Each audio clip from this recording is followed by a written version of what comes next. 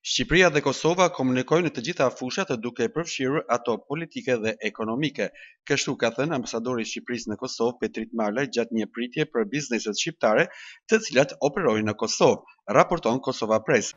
Shqipëria dhe Kosova janë në një partneritet të vazhdueshëm. Shqipëria dhe Kosova komunikojnë në të gjitha fushat politike, të biznesit, me marrëveshjet shumëta të cilat shumica e tyre ka gjetur zbatim dhe nga ana tjetër, ne si përfaqësues të shtetit shqiptar na ngelet që të kemi komunikime të vazhdueshme me të gjithë ata që operojnë në Kosovë.